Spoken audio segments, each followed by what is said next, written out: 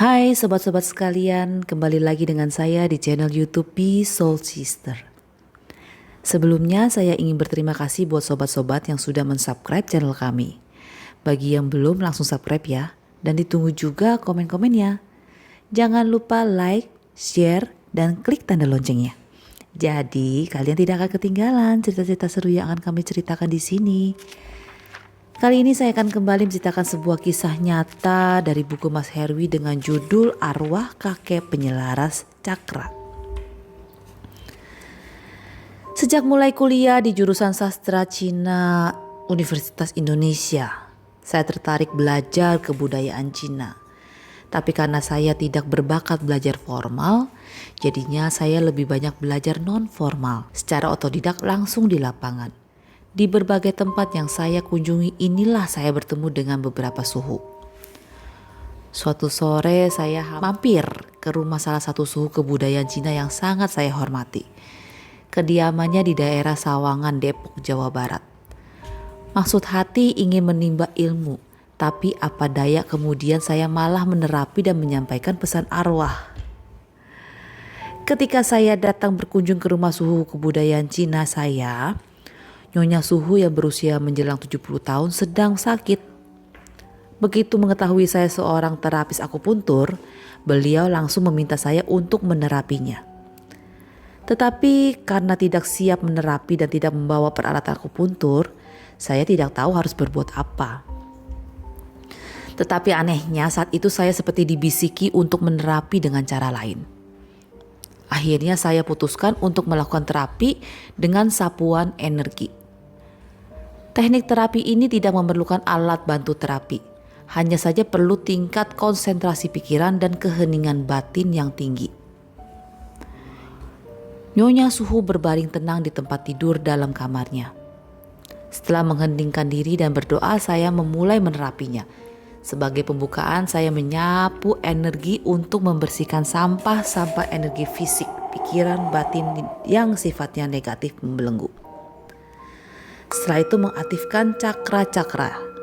Istilah cakra yang lebih dikenal yoga yaitu 7 pusat energi dalam tubuh yang mempengaruhi keadaan sistem fisik, mental, dan spiritual. Biasanya sebagai tahap terakhir terapi saya akan melakukan penyelarasan pancaran energi dari 7 cakra tersebut sesuai dengan kepribadian dan kebutuhan orang tersebut. Tapi kali ini saya nggak yakin untuk melakukan tahapan terakhir. Karena saya nggak ngerti dan saya nggak tahu kepribadian dan kebutuhan Nyonya Suhu. Untuk itu saya berhenti sejenak. Di tengah kebingungan ini tiba-tiba terdengar suara di telinga batin saya. Cukup sampai sini dulu terapimu. Proses selanjutnya saya akan teruskan. Karena sayalah yang paling tahu kepribadian dan kebutuhan cucuku. Saya kaget, tapi berusaha tenang.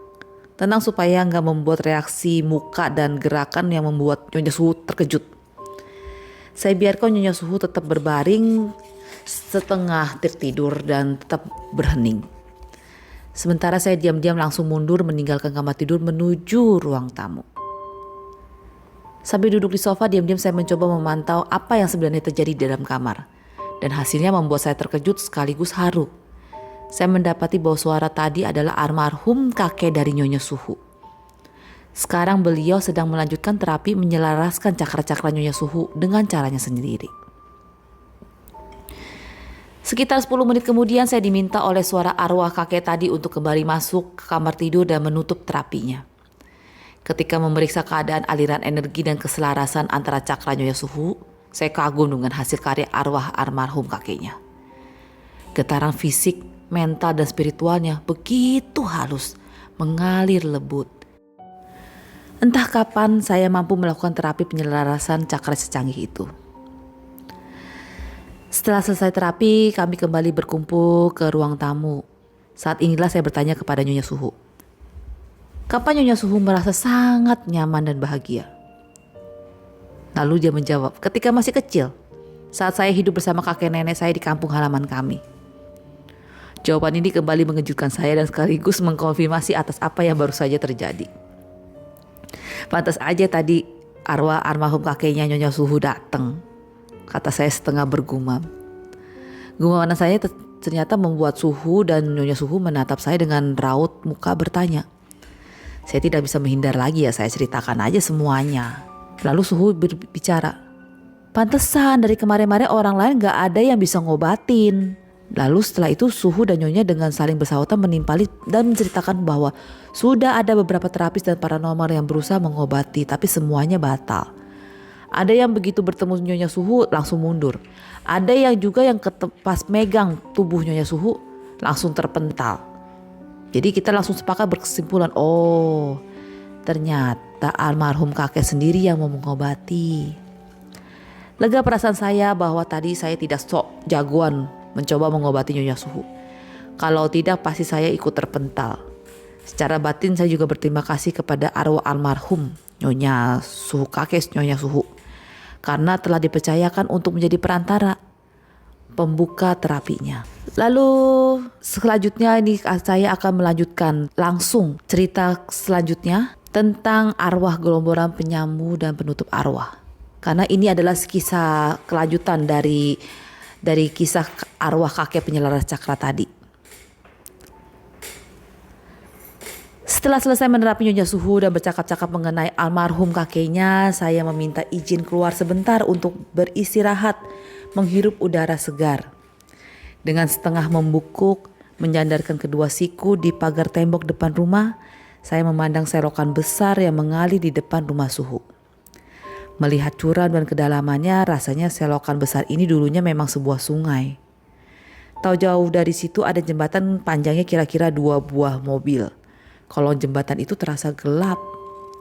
Saat itu sekitar pukul 16.30 sore, dengan sinar matahari yang sudah gak terlalu panas, melihat hilir mudik lalu lintas di kejauhan membuat saya termenung melamun. Karena saat itulah tiba-tiba saya merasakan terjadi perbedaan tekanan udara. Walaupun daun pepohonan terlihat bergerak-gerak tertepak angin, tapi saya merasakan udara di wilayah tersebut seolah-olah gak bergerak. Setelah saya pantau lebih seksama, keadaan seperti ini melingkupi luas sekitar 10-12 rumah di daerah itu, termasuk rumah Suhu saya. Kalau digambarkan secara mata biasa, wilayah itu seolah-olah ditutup bangunan setengah bola yang transparan. Tapi bila yang mengamati adalah orang yang memiliki kemampuan dan atau sejenisnya, melihat wilayah tersebut seolah-olah dilingkupi kabut kelabu. Setelah saya rasakan lebih dalam, tirai kabut kelabu ini pastilah berpengaruh buruk bagi penghuni 10-12 rumah tersebut, seperti sakit, percecokan, atau masalah ekonomi. Penasaran ingin mengetahui kenapa daerah itu seperti tertutup kabut aura kelabu, saya berusaha mengeningkan diri untuk melihat lebih dalam. Dan mata batin saya menemui pemandangan yang sangat mengerikan. Sampai-sampai saya ingin segera menarik diri keluar dari dimensi batin.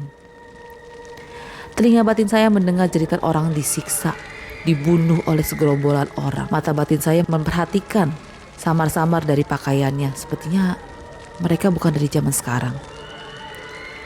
Tapi juga belum terlalu lama.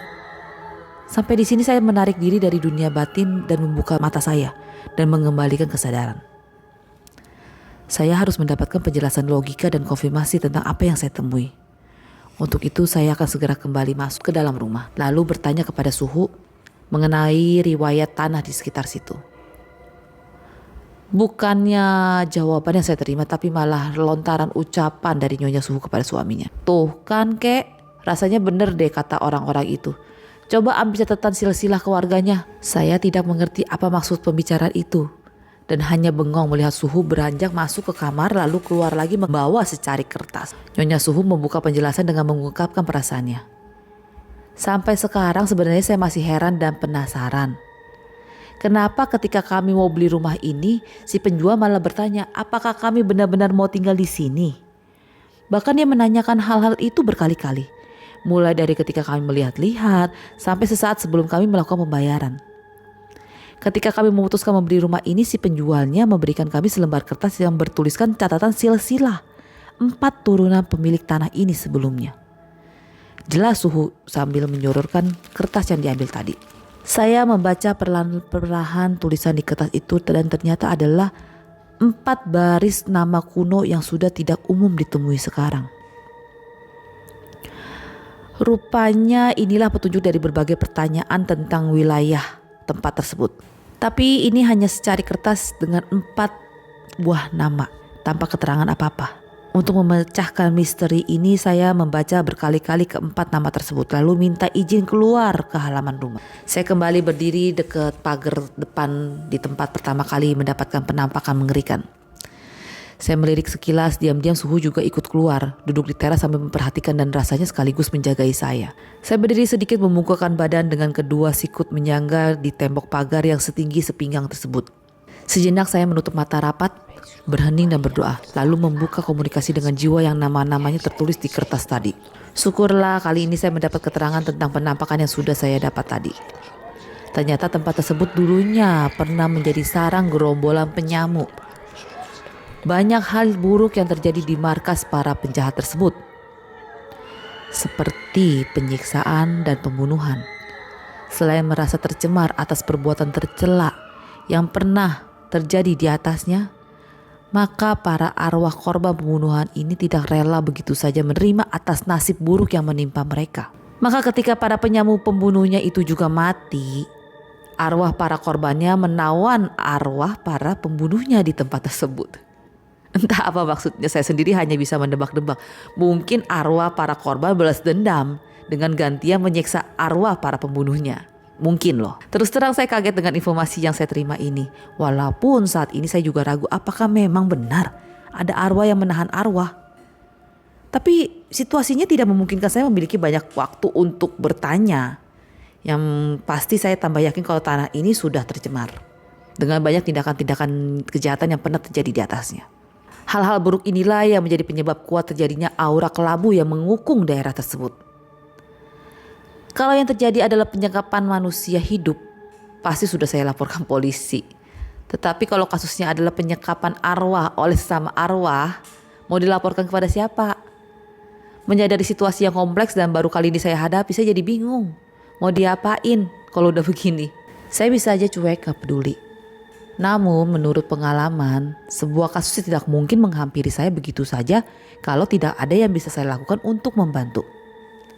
Kalaupun saya tinggal begitu aja, selain kesian pada masyarakat di daerah itu, pasti arwah-arwah itu akan terus menghantui sampai kapanpun saya pergi. Wah, kayaknya bakalan panjang nih keluh saya. Kerumitan masalah arwah menawan arwah tersebut membuat saya bingung bagaimana cara membantu menyelesaikannya. Untuk itu, saya perlu berdoa dan berkomunikasi dengan Tuhan Sang Empunya. Tak berapa lama turunlah petunjuknya kepada saya untuk melakukan beberapa tahap. Tahapan pertama, saya harus terlebih dahulu mendamaikan kedua kubu arwah tersebut. Syarat utamanya buat saya luar biasa. Gak peduli siapa yang lebih dulu berbuat kesalahan dan gak peduli kesalahan siapa yang besar. Pokoknya mereka harus saling maafin. Yang kedua, saya harus mendahulukan arwah korban pembunuhan untuk dibantu melanjutkan perjalanan jiwanya. Kemudian tahapan yang ketiga, barulah mengurus arwah para penyamuk atau pelaku kejahatan tersebut. Perasaan saya kurang enak dengan tahapan yang ketiga ini karena meskipun kata-kata yang digunakan hanya mengurus, tapi rasanya maknanya luas dan banyak hal yang harus dilakukan.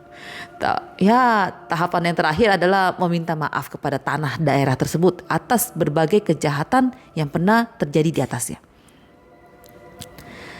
Setelah menghela napas panjang untuk mempersiapkan mental dan melaksanakan tahapan-tahapan itu, saya kembali membuka komunikasi batin dengan para arwah.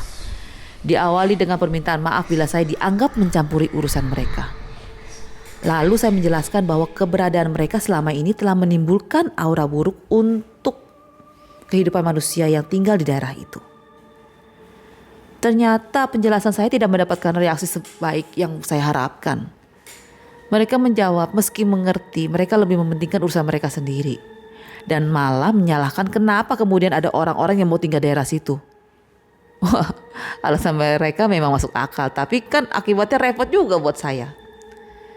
Karena penjelasan saya nggak berhasil, maka saya langsung mengajukan diri untuk membantu menyelesaikan masalah mereka. Dan seperti dugaan saya, mereka nggak percaya kalau saya bisa bantu mereka. Tapi saya nggak peduli. Saya utarakan aja bahwa mereka terjebak berlarut-larut dan menderita di alam antara yang hidup dan yang mati ini. Saya bisa membantu mereka untuk melanjutkan perjalanan jiwanya. Nah, tawaran saya ini mulai menarik perhatian mereka. Tapi tetap aja saya merasakan aura permusuhan di antara para arwah korban dan arwah pelaku-pelaku kejahatannya. Untuk melunakkan kentalnya aura permusuhan antara arwah korban dan arwah pelaku kejahatan tersebut, saya nekat mengkonfirmasi hasil doa saya. Petunjuk yang saya dapatkan mengatakan bahwa para arwah sekalian sebaiknya saling minta maaf. Meskipun idealnya Anda sekalian bisa saling memaafkan tanpa memandang lagi siapa yang lebih dulu bersalah atau kesalahan apa yang lebih berat. Tapi saya mohon kepada Anda para arwah pelaku kejahatan untuk terlebih dahulu meminta maaf. Suasana jadi hening. Entah apa yang membuat para arwah itu terdiam. Kemudian arwah seorang penyamuk kembali membuka pembicaraan. Sebenarnya kami sudah berkali-kali minta maaf, tapi mereka tidak memaafkan kami, malahan menahan kami di sini. Salah satu arwah korban pembunuhan menanggapi dengan nada keras, "Iya, itu memang benar. Terus terang, kami memang belum bisa memaafkan perbuatan jahat mereka. Karena apa? Karena selain kami tidak bersalah kepada mereka, perbuatan jahat mereka terhadap kami tidak hanya merugikan hidup kami sendiri, tapi juga menyengsarakan keluarga dan orang-orang terdekat kami." Waduh, repot nih kalau gini, keluh saya dalam hati.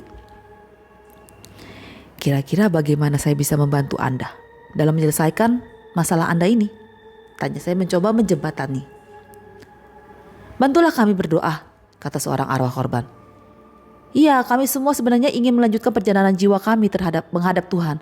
Tapi rasa ketidakrelaan kami atas peristiwa yang telah mengakhiri hidup kami ini selalu lebih kuat mengikat kami untuk tetap tinggal di alam antara ini. Oleh karena itu, kami perlu doa yang meringankan hati kami, yang membuat kami mampu mengikhlaskan apa yang telah terjadi. Kami juga perlu bantuan doa," seru arwah seorang penjahat. "Bantulah kami berdoa demi pertobatan kami." Saya cerna kembali permintaan mereka. Arwah para korban memohon doa keikhlasan hati agar mereka mampu memaafkan, sementara arwah para pelaku kejahatan memohon doa pertobatan supaya mereka bisa lebih mudah dimaafkan. Senang sekali saya mendengar jawaban ini. Bahagia sekali rasanya karena selalu ada jiwa-jiwa bijaksana yang membantu saya memecahkan berbagai masalah pelik. Oke, kalau gitu, mohon kalian semua mempersiapkan diri ya. Dengan perasaan haru, saya menyaksikan para arwah itu mulai mengambil sikap berhening untuk berdoa. Saya merasakan alam sekitar juga ikut berhening. Meski terlihat kendaraan berlalu lalang di jalanan seberang sungai, tapi deru mesinnya seolah-olah gak terdengar. Angin yang menghembus pelan pun terasa dingin dan membangkitkan bulu lengan saya. Perubahan suasana yang drastis ini segera menyadarkan saya untuk juga segera mempersiapkan diri. Lalu saya mengheningkan diri lebih dalam dan membuka doa. Inti doa saya adalah menyampaikan kepada Tuhan bahwa akan ada beberapa arwah yang memohon diizinkan untuk meneruskan perjalanan jiwanya. Tapi sebelum itu, para jiwa-jiwa ini memohon Tuhan memberkati mereka dengan rasa keikhlasan dan rasa pertobatan, agar mereka benar-benar dapat melepaskan diri dari ikatan urusan duniawinya. Selanjutnya saya sendiri meminta izin sekaligus memohon berkat Tuhan agar dipantaskan menjadi perantara para arwah ini untuk kembali meneruskan perjalanan jiwa. Setelah doa pribadi, saya mengajak para arwah itu untuk berdoa bersama. Saya pinjamkan rasa batin untuk mereka berdoa, memohon rasa keikhlasan melepas dendam bagi para arwah korban pembunuhan dan rasa pertobatan bagi para penyambung. Saya hanya diam mengheningkan diri menunggu mereka yang terus berdoa bersama. Beberapa saat kemudian satu persatu mereka mengheningkan diri berdoa pribadi. Suasana saat itu banyak jiwa yang berkumpul dan berdoa bersama dalam keheningan ini.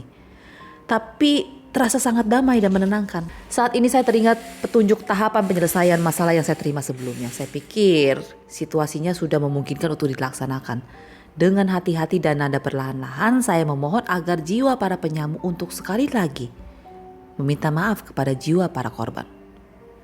Tidak perlu menunggu lama, arwah para penyamuk dengan segala penyesalan dan pertobatan membungkukkan memohon maaf kepada para arwah para korban. Dan jiwa para korban pun membalasnya dengan permohonan maaf karena telah menawan jiwa-jiwa para penyamuk tersebut. Saya benar-benar terharu menyaksikan peristiwa perdamaian ini. Doa yang tulus segera mendapatkan jawaban. Aura cahaya putih lembut turun mengitari mereka. Dan tak lama kemudian perlahan-lahan menghilang bersama mereka. Arwah para korban yang telah berangkat melanjutkan perjalanan jiwanya dengan penuh kedamaian. Tahap kedua telah selesai, bisik saya perlahan. Tapi entah kenapa petunjuknya tadi harus memberangkatkan secara terpisah antara jiwa arwah para korban dan para penyamu ini. Kalau boleh sekalian sih kan tugas saya jadi beres ya, langsung sekalian gitu. Tapi gak usah sok kreatif deh, nurutin aja dulu. Nanti kalau gagal malah kamu kesulitan sendiri, bantah batin saya sendiri. Sejenak saya mengontrol kembali untuk memantapkan batin untuk memulai tahapan ketiga. Sekarang waktunya saya ajak arwah para penyamu ini untuk berdoa bersama. Bermodalkan penyesalan dan pertobatan, kami berdoa memohon kepada Tuhan agar mengampuni dosa-dosa mereka, serta diizinkan menyusul melanjutkan perjalanan jiwa menghadapnya. Setelah beberapa saat, kabut cahaya tipis turun perlahan melingkupi arwah para penyamu ini. Pasti sebentar lagi cahaya putih terang akan turun dan membawa mereka menghilang melanjutkan perjalanan jiwanya, pikir saya setelah mengamati peristiwa sebelumnya. Tapi tunggu kok belum ada juga perkembangan. Para penyamu sudah sekian lama dilingkupi kabut tipis tapi tidak muncul cahaya terang yang membawa mereka melanjutkan perjalanan jiwanya. Saya bingung, apa yang salah? Tampaknya para penyamu itu juga kebingungan dan saling berbisik entah mengenai apa. Kemudian salah satu dari arwah para penyamu mendekati saya dan berkata, rasanya kami mengerti apa yang terjadi. Meskipun Tuhan sudah mengizinkan kami melanjutkan perjalanan jiwa, tapi kami belum pantas. Dalam diri kami masih menempel berbagai ilmu kesaktian yang dulu kami pelajari. Sebelum semua itu dilepas, kami belum layak melanjutkan perjalanan jiwa kami. Jadi kami mohon kepadamu agar bersedia menerima ilmu-ilmu kesaktian kami. Waduh, kalau yang begini saya gak bisa terima. Saya bilang gitu. Saya bertanya-tanya sendiri. Memang menurut pengalaman banyak orang, ada orang yang memiliki ilmu kesaktian tentu akan menghambat dan menderita saat proses kematiannya. Biasanya memang harus dilepaskan dulu. Namun pada kasus arwah para penyamu ini kan saya tidak menyangka kalau ada ilmu kesaktian yang terbawa sampai orang tersebut meninggal dan kemudian menghambat perjalanan jiwanya. Karena bingung saya langsung bertanya kepada Tuhan, Tuhan bagaimana ini? Tiba-tiba dapat suara, sudahlah kamu terima aja dulu. Masalahnya nanti aku akan selesaikan di belakangan. Oke kalau begitu. Didahului dengan menghela napas panjang dan dalam, saya menyanggupi. Baiklah, saya bersedia menerima ilmu kesaktian Anda sekalian. Apa yang harus saya lakukan? Enggak ada. Kami hanya perlu keikhlasanmu untuk menerimanya.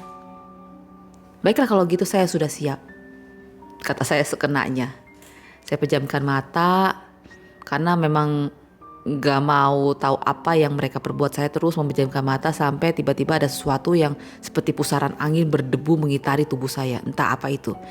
Yang jelas sesuatu yang membuat bulu kuduk saya berdiri.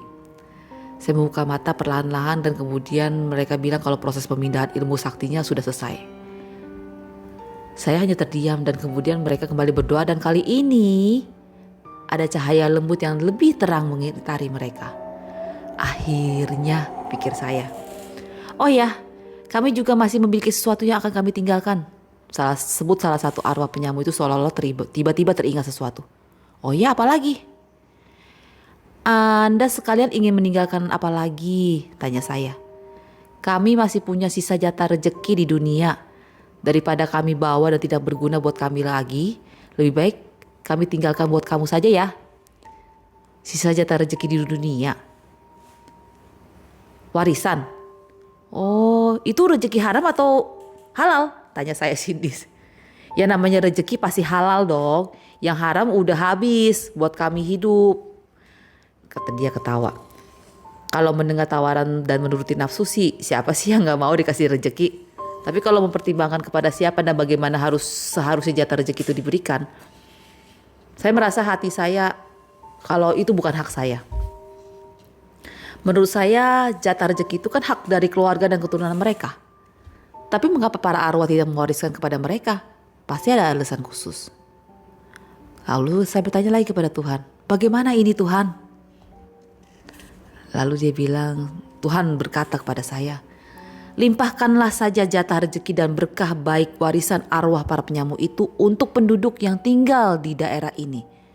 Karena merekalah yang selama ini menderita akibat keberadaan aura buruk mereka itu. Lalu saya sampaikan pesan ini kepada arwah para penyamu yang sudah bertobat itu. Inilah saatnya mereka menjadi dermawan. Mereka langsung setuju dan segera melimpahkan berkat dan rezeki mereka kepada penduduk yang sekarang mendiami tanah bekas markas mereka itu. Ilmu kesaktian sudah dilepas, berkat dan rezeki sudah dilimpahkan. Rasanya tidak ada lagi yang memberatkan arwah para penyamu tersebut. Benar saja, setelah hening dan berdoa kembali, cahaya lembut segera menghantar mereka melanjutkan perjalanan jiwa dengan penuh kedamaian. Mereka sempat mengucapkan selamat tinggal dan terima kasih, dan saya membalas dengan ucapan selamat jalan. Saat itu saya mengerti bahwa perjalanan jiwa mereka masih panjang, serta masih harus mempertanggungjawabkan perjalanan hidupnya di hadapan Tuhan. Tetapi di sisi lain saya merasa bahagia karena paling tidak mereka sudah tidak terbelenggu lagi di alam antara dan menyebabkan kesengsaraan penduduk yang mendiami tempat tersebut. Sekarang hanya keheningan yang tersisa, hanya saya yang masih tertinggal dengan pertanyaan, Tuhan, bagaimana dengan ilmu kesatian yang mereka tinggalkan padaku?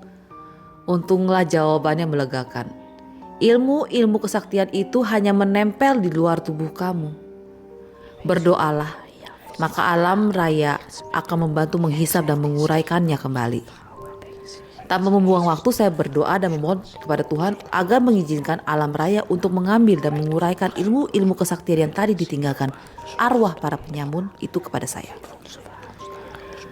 Saya membuka mata perlahan-lahan dan memandang kejauhan. Ekor mata saya melihat bayangan suhu saya sedang berdiri menyandar pintu. Entah berapa lama beliau memperhatikan dan menjagai saya, tapi saya belum bisa menyapanya. Tugas saya belum selesai. Saya hanya beristirahat sejenak sebelum melaksanakan petunjuk terakhir. Minta maaf kepada tanah. Setelah tubuh dan batin saya seimbang kembali, saya memungkukkan badan setengah berlutut dengan satu telapak tangan menyentuh tanah. Saya menundukkan kepala, menutup mata dan membuka komunikasi dengan tanah di daerah itu. Lalu atas nama para arwah penyamu yang sudah bertobat, saya memohon maaf setulus-tulusnya kepada tanah tersebut atas segala perbuatan yang telah mereka lakukan di sini. Setelah itu saya teruskan dengan berdoa memohon kepada Tuhan agar tanah di daerah tersebut disucikan kembali hingga memberkati siapapun yang menghuni di atasnya. Saya mengakhiri ritual ini dengan keletihan badan yang luar biasa. Setelah berterima kasih kepada suhu karena tadi saya telah menjaga saya dan dengan sedikit sisa tenaga saya mampu menceritakan pokok-pokoknya kepada suhu dan nyonya. Saya masih terkesan ketika suhu saya yang berusia 70 tahun lebih itu kemudian mengantarkan saya berjalan kaki kurang lebih 1 kilometer untuk mencari taksi. Perjalanan pulang menerobos kemacetan lalu lintas di jam sibuk sangatlah panjang. Ingin rasanya saya tidur di taksi, tapi gak bisa. Jiwa saya segar namun pikiran, batin dan tubuh saya terlalu letih. Sepanjang perjalanan pulang saya hanya bisa melamun dan menerawang jauh. Ya Tuhan, kasihanilah dan ampunilah. Juga bebaskanlah jiwa-jiwa yang terjebak di alam antara. Izinkanlah mereka untuk melanjutkan perjalanan jiwa menghadap-Mu. Amin. Catatan penyampai arwah di sini adalah tentang yang pertama, arwah lebih mudah ternyata saling memaafkan. Setelah melewati pengalaman beberapa kali menjadi perantara mendamaikan para arwah yang berseteru, terus terang saya lebih senang mendamaikan arwah dengan arwah daripada manusia hidup dengan manusia hidup. Karena seperti petunjuk pada kisah di atas, para arwah bisa dengan gampangnya saling memaafkan tanpa memandang lagi siapa yang lebih dulu bersalah dengan siapa dan tanpa pertimbangan kesalahan apapun. Pokoknya saling memaafkan, selesai urusan. Tapi kalau mendamaikan manusia hidup, termasuk saya sendiri, waduh, kebanyakan menimbang ego, gengsi dan harga diri. Urusannya jadi gak selesai. Yang kedua, kita berbicara tentang alam antara dengan ikatan cinta dan benci. Walaupun tidak tertulis dari kisah di atas dan ditambah beberapa pengalaman yang lain yang saya tidak sempat tulis di buku ini, saya mendapat informasi tentang adanya alam antara, yaitu alam antara alam manusia hidup dan alam arwah. Banyak manusia yang sudah mati tapi arwahnya terjebak di alam antara ini. Biasanya mereka gak sadar kalau sebenarnya mereka sudah mati. Awalnya mereka merasa masih hidup di sekitar manusia, tapi kemudian merasa kok keberadaannya gak diperdulikan ya oleh sesama manusia. Lama-kelamaan mereka sadar kalau dirinya sudah meninggal. Lalu mulai memancing perhatian manusia hidup dengan berbagai cara. Misalnya membuat suara gaduh, menampakkan diri, jalan-jalan. Pokoknya tujuan sebenarnya adalah agar keberadaan mereka diketahui dan didoakan. Tetapi sayang, cara mereka mencari perhatian ini malah dianggap sebagai gangguan oleh manusia. Akibatnya bukan doa yang mereka dapatkan, tapi malah ritual pengusiran. Pelajaran berikutnya, rupanya banyak sekali arwah yang terjebak di alam antara ini karena mereka masih memiliki kemelekatan dengan seseorang atau sesuatu di dunia.